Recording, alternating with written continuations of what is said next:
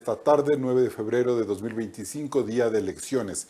Y vamos a hacer una nueva entrevista aquí en Ecoavisa Digital para tratar de entender qué es lo que se juega el país con estas elecciones. Y me complace tener aquí en nuestros estudios de Ecoavisa Digital a Lorena Piedra. Ella es una experta en seguridad y vamos a hablar de este tema que es pues el que ha movido, según ha dicho las encuestas, han dicho los sondeos de opinión y mucha gente especializada, gran parte de la preocupación nacional. Lorena, buenas tardes, bienvenida a Ecoavisa Digital. Buenas tardes, Carlos, y gracias por la invitación.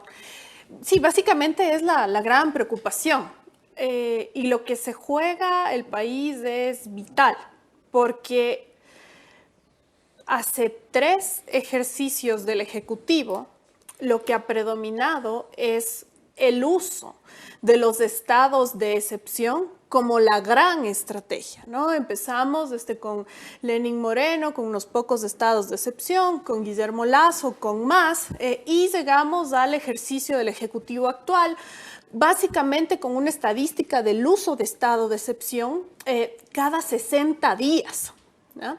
Lo que nos dice que si comparamos los porcentajes del tiempo que no hemos estado en estado de excepción con el que sí hemos estado, esto va a superar al 90% del tiempo del ejercicio del Ejecutivo. ¿Y qué es lo que te deja ver eso por detrás?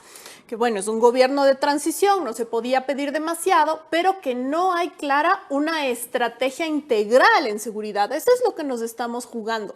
La necesidad de una estrategia integral en seguridad, no solamente en el mediano, sino también en el largo plazo. Y eso es lo que requiere de manera urgente el país. Lorena, y en ese sentido, ¿qué es lo que deberíamos esperar o aspirar del próximo gobierno? Sea el de nuevo en caso de que resulte reelecto o el de cualquier otro de los candidatos.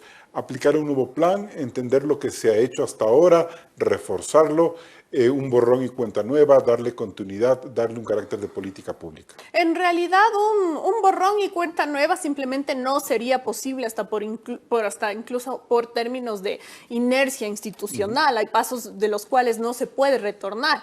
Sin embargo, gane quien gane, es muy necesario un diálogo nacional. Necesitamos unirnos, una serie de actores a nivel nacional y tener un acuerdo de hacia dónde vamos a ir en el mediano y en el largo plazo. Ese es el gran problema, que no tenemos eso.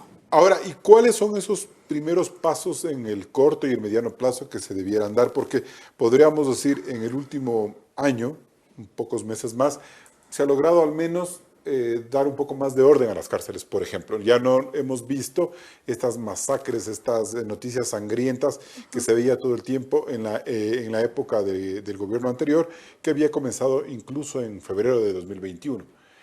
Eso puede ser un primer avance, ¿no es cierto? Sí, bueno, establecido esto, es imperativo, en primera instancia, articular la gran política nacional con el ejercicio de lo público desde los GATS.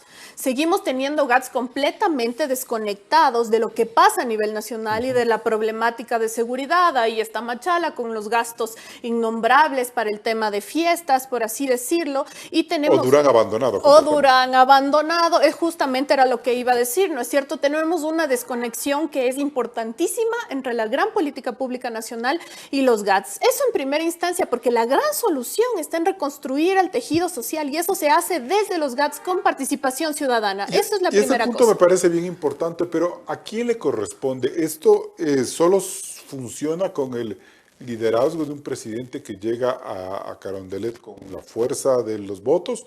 ¿O es la necesidad también de que la politiquería, el populismo, el clientelismo abandone la lógica de trabajo de los GATS? Porque lo que yo también podríamos decir es que siempre termina el gobierno central el que paga los platos rotos por un montón de negligencias que se cometen en otros niveles. No, en este momento lo que necesitamos es que todos los actores tomen su parte. Los GATS tienen una parte importantísima, pero también las y los ciudadanos, ¿no es cierto? Y también la empresa privada, la academia, todos los sectores de la sociedad ecuatoriana. Eso por un lado.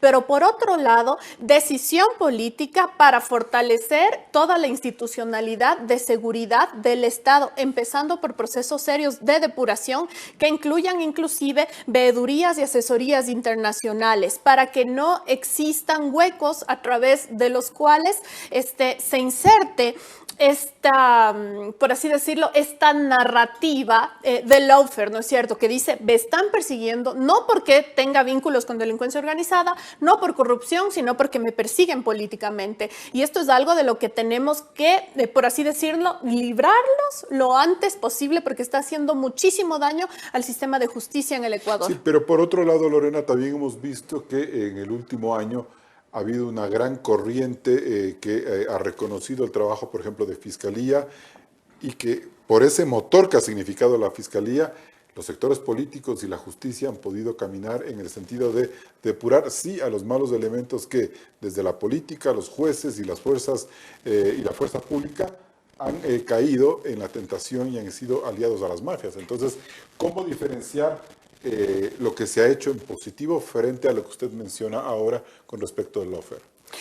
Lo que pasa es que frente al trabajo de lo que funciona bien de la justicia, que es una parte, ¿no es cierto? Que esto es innegable, tienes la otra narrativa que lo posicionan los grupos que son corruptos, que dicen a mí me persiguen por razones políticas, que es la narrativa de lawfare. Entonces, tenemos que, como país, blindar los procesos de depuración que tienen que estar presentes en una serie de esferas de lo público, ¿no? Empezando, obviamente, por la Policía Nacional, por el área de justicia, pero también que deben alcanzar los gobiernos autónomos descentralizados, donde ya hemos logrado tener evidencias de la penetración de estructuras de delincuencia organizada dentro de las agencias de control municipales, ¿no es cierto? Lo que antes eran las policías municipales. Esto es gravísimo y no es un problema sobre el cual estamos poniendo los ojos. ¿Qué tan contaminados están los GATS?